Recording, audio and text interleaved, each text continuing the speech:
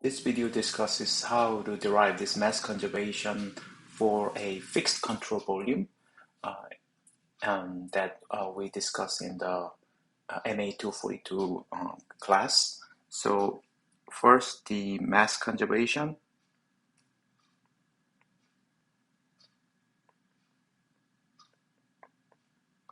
So as we discussed, we consider an arbitrary control volume, which can be sometimes physical, but sometimes fictitious. So I'm going to use this CV for control volume, and the surface of the control volume, the enclosing surface of control volume, is called control surface. I'll be using the CS. Then to derive this mass conservation relation, what we need to do is, as usual, we consider this very, very small volume element contained in this control volume. And we have a fluid within this control volume. Then we pick this small or infinitesimally small fluid volume element. We are assuming the continuum hypothesis, therefore fluid particles is continuously distributed within this control volume. So its volume is dV. Then this value, dV, is not zero, but it is very small. And we have this D operator here to indicate that this is an infinitesimally small volume element. So now, as we discussed in the class in fluid mechanics, we don't use mass because the fluid density can be changing from one location to another, from one time to another. So what we need to first estimate is what is the mass of the fluid contained in this small volume element. So what is the fluid mass contained in this infinitesimally small volume element, dV, okay? So in fluid mechanics, we define the so-called field variable, meaning that we have a density field, we have a velocity field, we have a temperature field, we have a pressure field, and so on and so on. So, and the building block quantity to describe mass is the density field, which is defined as the rho is dm. Mass contained this infinitesimally small element divided by the volume containing this the fluid, and we rearrange this and we get this expression for mass contained in this infinitesimally small volume element. Here, rho is the field variable, density field. Then, so this dm is how much fluid mass we have within this infinitesimally small volume element. But we're not just interested in this small volume element. We're actually interested in how much fluid mass we have within this control volume. So therefore, so this is the mass within the volume element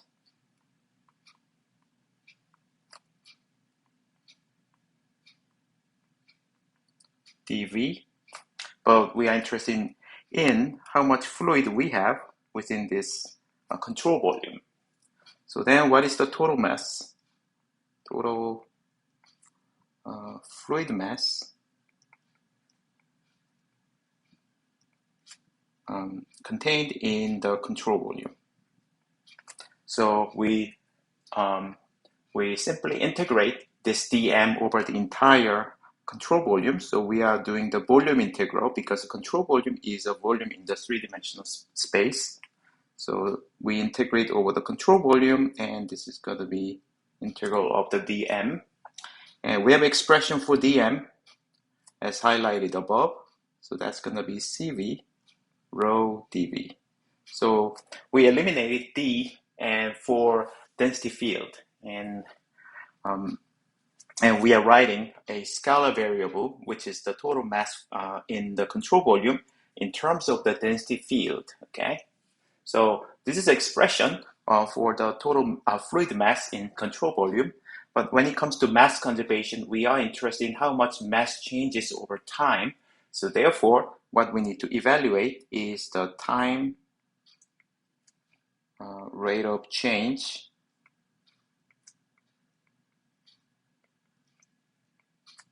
of the total fluid mass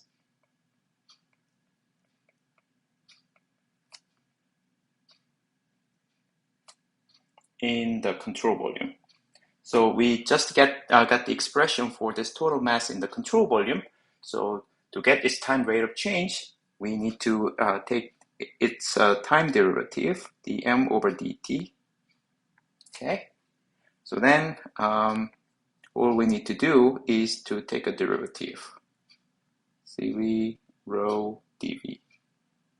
Okay.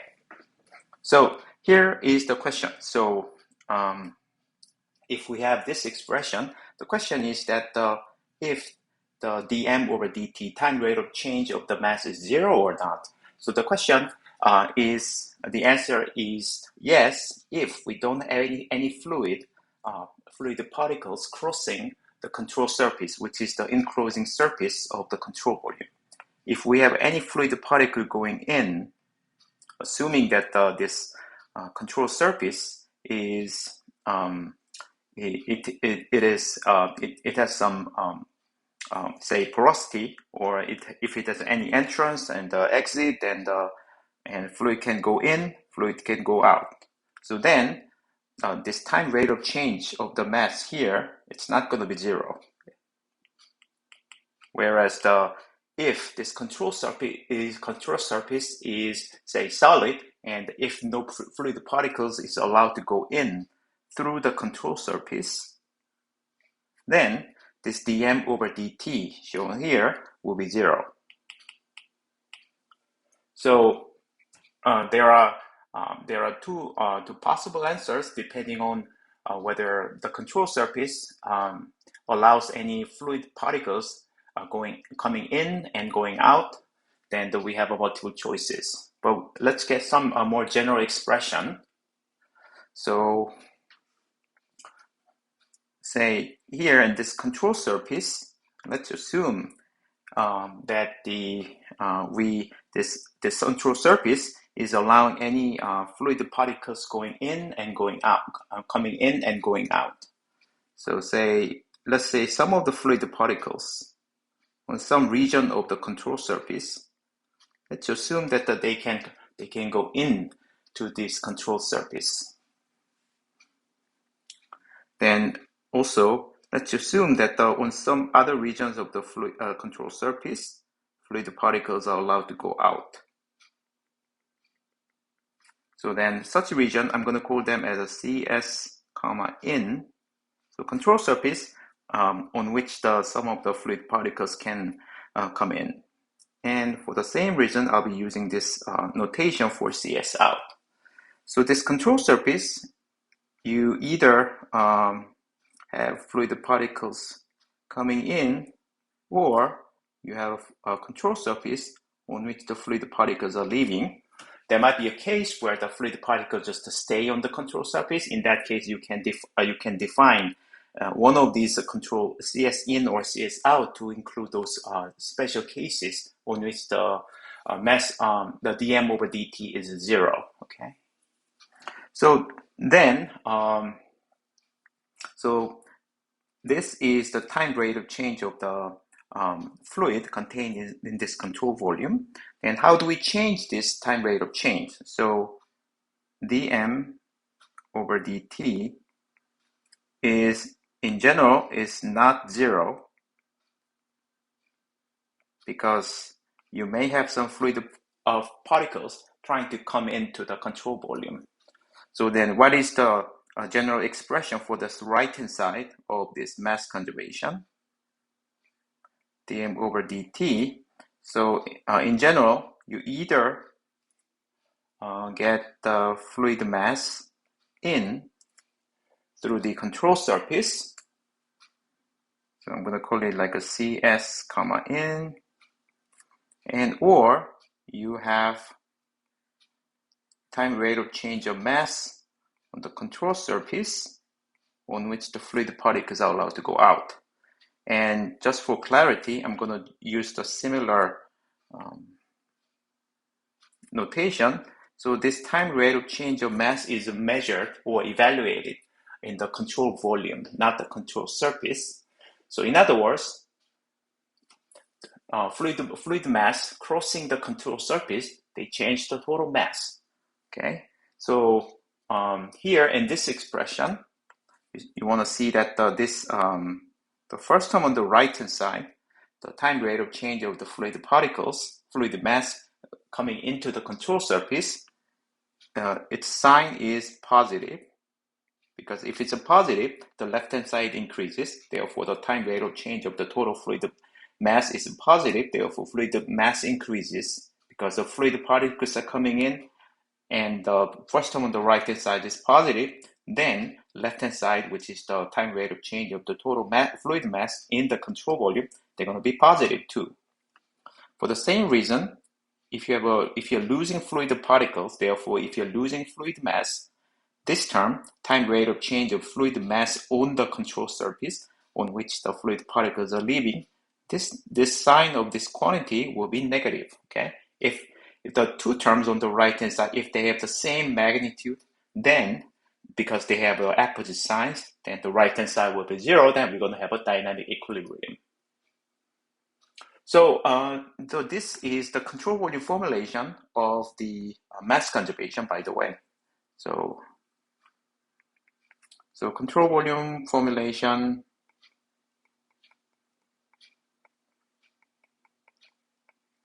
of fluid mass conservation. By the way, this is not just specific to the fluid. This can be applied to any other configuration. It doesn't have to be necessarily fluid, because we just formulated using just the mass. Okay, so then how do we make it kind of specific to the fluid? So the way we use this conservation principle is that we evaluate each term on the left-hand side and the right-hand side. So we have one term, dm over dt, on the left-hand side. And we have another term here, another term here. We have three terms. So what we do is that we evaluate individual terms separately. And we get some slightly different expressions compared with this control volume formulation, the mass conservation, and we'll be using it to analyze the fluid dynamics.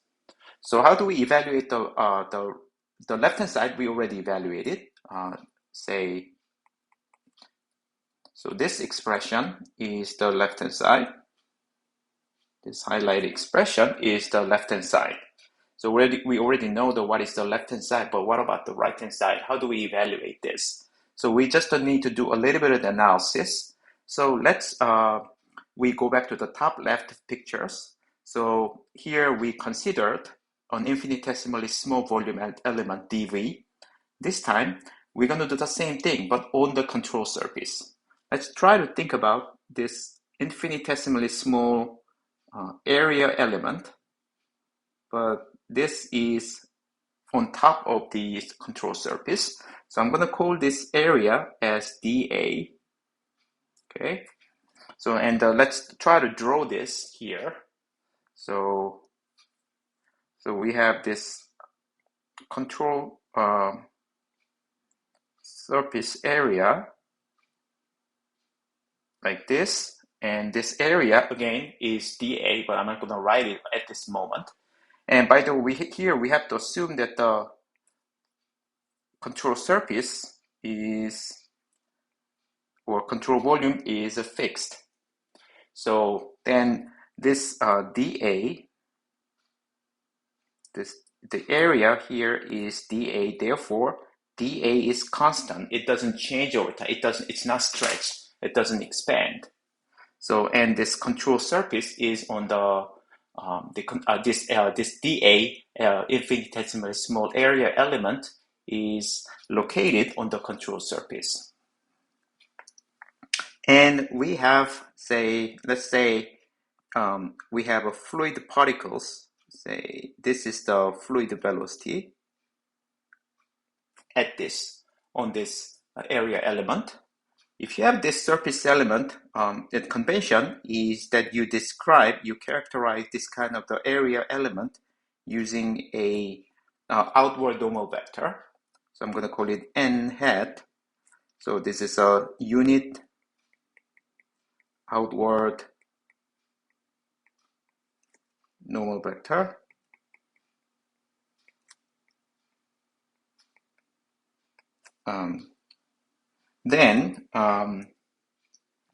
So even if this is an area element, we can still consider this thickness of the element.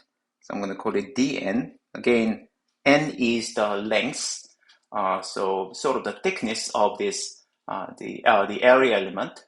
Then it's not really two-dimensional. So then this is how I characterize this small element. So again, the u is the fluid velocity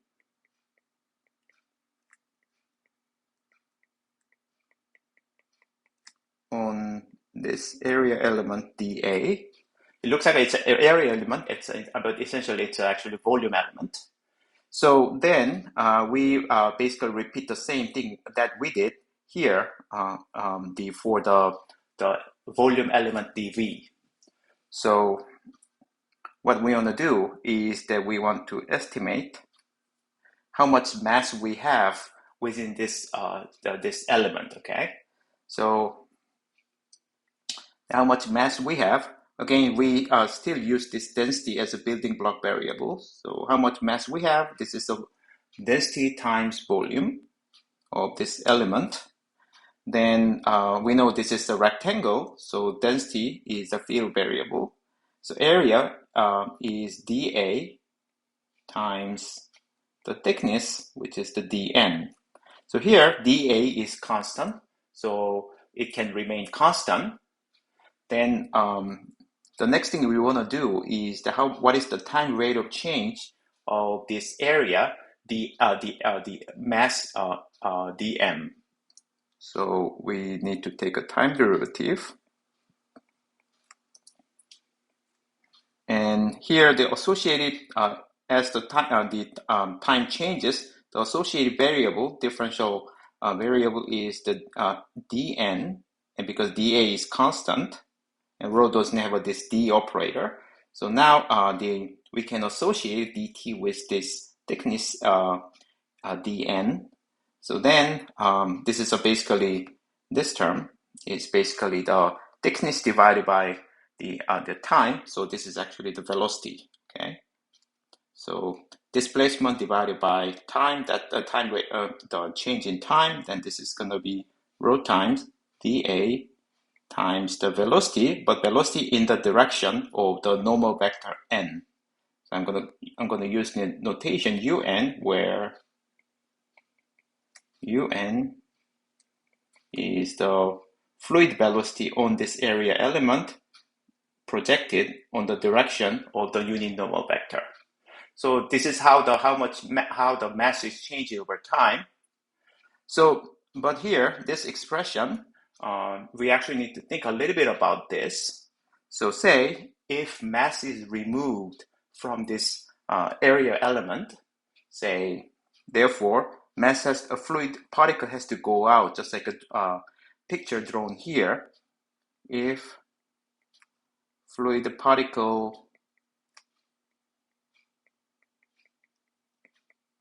leaves control volume through control surface, so what's going to happen is that the fluid particles have to go out. So therefore, this projection, velocity projection on the outer normal vector has to be positive because they are pointing in the same direction. So un must be positive. In other words, this dm over dt expression that I just evaluated, which is the rho, I'm gonna change the order of this term. Density is positive, dA is a positive because the dA is area. Therefore, this entire term, time rate of change of mass, is a positive. But in fact, there is some inconsistency. So fluid particles are leaving here. So therefore, it corresponds to the CS out, but we know that it should be negative. Okay, so there is an inconsistency. The source of this inconsistency is just because we use this outward normal vector. So this is a convention. So therefore, but following this convention brings some inconsistency in our formulation. We can address this inconsistency by adding this, by including the minus sign. So therefore, this dm over dt, if we have a minus sign, then we can be consistent with the mass conservation. Okay. So in the same way, if the mass is added, so in this case, we discussed how the masses of fluid particles are leaving, then we get this expression for how much mass is changed over time, but we need to address this inconsistency then with the mass conservation by just adding this minus sign. And we actually do the same thing. By the way, this is the on control surface on which the fluid particles are leaving. So in the same way, you can do the analysis and you can get this expression for the time rate of change of mass. You still need a minus sign because we defined the outward direction as a positive to have the positive direction. And if the fluid particles are coming in on that surface, we have the also corresponding expression which has the same form. So again, these are these two terms that I just evaluated. They are a time rate of change of mass on the control surface, but we're not just interested in the time rate of change on this small element dA. Therefore, we need to do the surface integration over the entire control surface CS. So then, therefore, time rate of change of this mass on the entire control surface is the integration and of this minus rho un dA, but we are integrating on the entire surface on which the fluid particles are coming in. So therefore, in this case, un should be negative because the n is the outward normal vector, and if you want to get some additional fluid particles, fluid velocity has to be pointed inward, not outward. And for the same reason, dm over dt, if you want to evaluate how much fluid particles changes its mass, cs out, you also need to do the integration, cs out. You need to integrate un dA, but this time, just like a drawing at the top, okay, drawing at the top, then un should be positive because the un, unit outward normal vector, they are pointing in the same direction. The angles between these two vectors is less than 90 degrees. So now I evaluate these two terms. So how much mass is changing, fluid particles are changing its mass on the control surface. So now I can combine these two expressions and the expression here, and finally substitute this control volume formulation of the mass conservation. So let me do this. So now let's go back to this mass conservation. So thus, this control volume formulation, dm over how much mass, total mass changes over the entire control volume. So this is determined by the how much time rate of change of fluid mass you gain on the control surface and how much mass of fluid you lose on the control surface. That's going to be CS out. But this time, so this is the sort of the fundamental mass conservation expression. But for the first term of the left-hand side, we only actually have only one term. We have expression above. If you go up, and the highlighted expression. So this is going to be d over dt, control volume, rho dv. So we already got this expression, but this time we have expression for this, the so-called the surface mass flux on the right-hand side. We have two of them, minus CS in. Again, CS in means that the control surface on which the fluid particles are coming in. So we have rho un dA minus CS out rho un dA. Okay, so now we have these two expressions. So this expression and this expression. So the first expression is fairly general. You actually don't need a fluid, but the second expression you formulate it using the density, and sometimes you have to evaluate the integral, but you actually need to identify on which surface we are gaining the fluid particle, on which surfaces we are losing the fluid particles. Okay, thanks for watching, and this will be everything I have.